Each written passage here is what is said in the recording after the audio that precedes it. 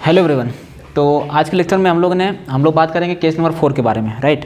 Case number 4 video number 6। Okay, तो case number 4 में क्या बताया था मैंने? केस नंबर 4 ये था क्यू ऑफ एक्स रहेगा equal to e to the power x into v x रहेगा। वी एक्स क्या था? कोई भी अदर फंक्शन रहेगी।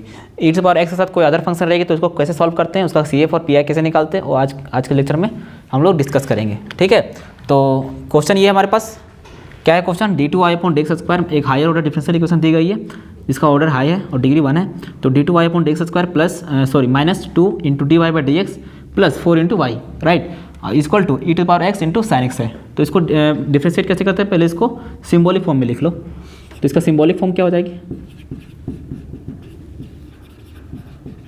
सिम्बॉलिक फॉर्म क्या हो जाएगी? D square minus 2d plus 4 into y equal to e to the power x into sine x. अब क्या करते हैं हम लोग? ऑक्सिलरी इक्वेशन निकालते हैं। तो 4 ऑक्सिलरी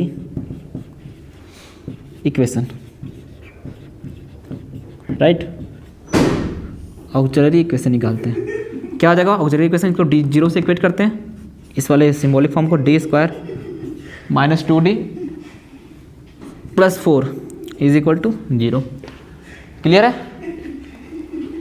इसको स्प्लिट करो अब, डी स्क्वायर कैसे होगा? 4 है ना, तो इसको 4 माइनस 1 करो, -3 हो जा रहा है। इसको तोड़ो 4 माइनस 2 में, अगर तोड़ते हैं तो 2 हाँ देखो क्या हो जाएगा ऐसा, 2d minus 2d plus 4 is equal to 0। देखो जोड़ने पर 4 आना चाहिए, मल्टीप्लाई करने पर फिर 4 आना चाहिए। 4 इंटू 1 4 और जोड़ने पर क्या आना चाहिए? 4। तो 2d माइनस 2d 4 आ रहा है, ठीक है। तो कॉमन लो यहाँ से d माइनस 2 आएगा और यहाँ पे 2 कॉमन लो, -2 कॉमन लो, d माइनस 2 आएगा इज इक्वल टू 0।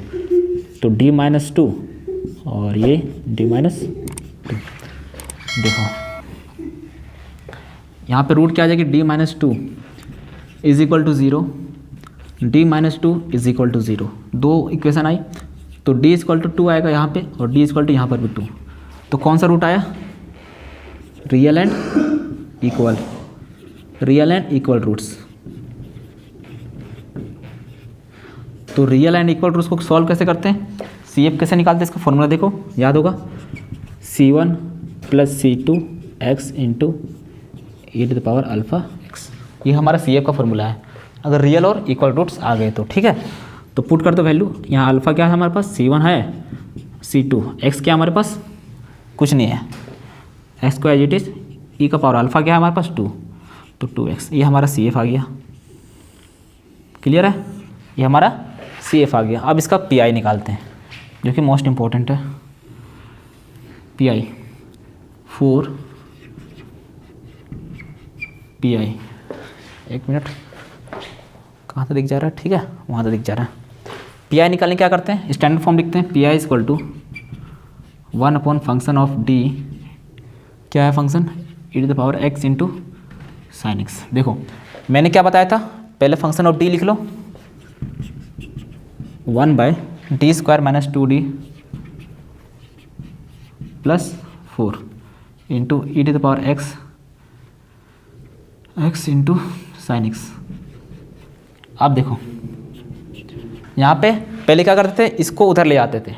मैंने बताया केस 4 में क्या करते थे? इस वाले फर्स्ट वाले फंक्शन को उधर ले आते थे। तो ई टू द पावर एक्स को उधर ले गए, यहाँ पे क्या है? 1 upon D square minus 2d plus 4 और इधर चल रहा है क्या? Sine x. क्लियर? अब क्या करते हैं इसमें?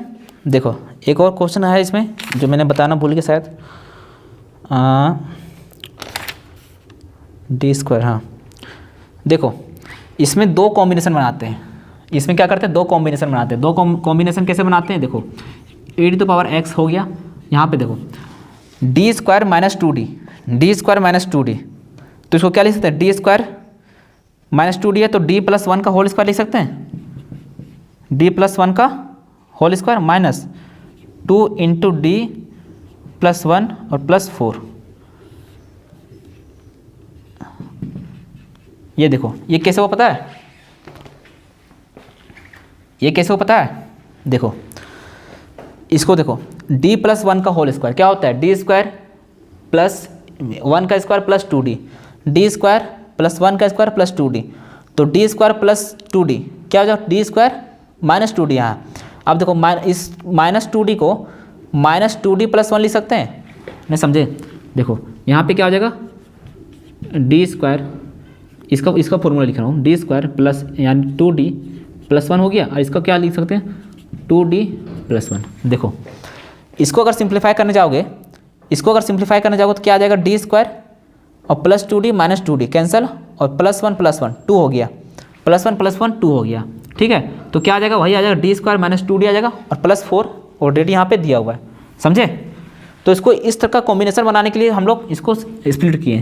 तो पी आई इक्वल टू क्या आ जाएगा, e to the power x, इसको अलग कर लो, तो क्या आ जाएगा, 1 प्लस डी प्लस 1 का स्क्वायर प्लस 2d हो गया, और इधर माइनस साइन एक्स, और क्या आ जाएगा, 2d प्लस 2 प्लस 4। क्लियर है? P I e to the power x और d plus 2d, d plus 2d क्या, 3d plus 1 minus sine x और 2 प्लस 4 6, और 2d प्लस 6 हो जाएगा। क्लियर है? अब यहाँ पे असली कंसेप्ट आती है, अब पुट करना तो क्या पुट करें, डी के जगह क्या पुट करें, यहाँ भी x का 1 है, यहाँ भी 1 है। अगर दो टर्म मल्टीप्लिकेशन में होगी तो ये याद रखिएगा कि हमेशा फर्स्ट टर्म का जो है कोफिशिएंट वही पुट होती है। तो फर्स्ट टर्म का कोफिशिएंट क्या 1 है, तो डी की जगह यहाँ पे 1 पुट कर दो, तो पी आई इक्वल टू क्या आ जाएगा, e to the power x 3 plus 1, 3 into 1 3 और प्लस 1 4, 3 प्लस 1 4 हो गया, माइनस साइन एक्स अपॉन में 1 पुट कर दो, तो 2 प्लस 6, तो पी आई क्या आ जाएगा, e to power x plus e to power x by 4 और साइन एक्स बाई 8। तुम चाहो इसको एलसीएम ले सकते हो या फिर एज इट इज इसको छोड़ सकते हो। तो इसका पी आई निकल गया। अब लास्ट में क्या करते हैं, हम लोग जनरल सॉल्यूशन निकालते हैं। देखो पी आई निकालते टाइम ये बात याद रखना ना कि नीचे वाला टर्म जो डिनोमिनेटर है उसमें डी का टर्म नहीं आना चाहिए, हमेशा कांस्टेंट आने चाहिए। ठीक है, तो ये हमारा पी आई निकालने का तरीका हुआ। ये बात कि आप माइंड में याद रखिएगा। ठीक है, चलो तो y इक्वल टू क्या होता है, सी एफ प्लस पी आई।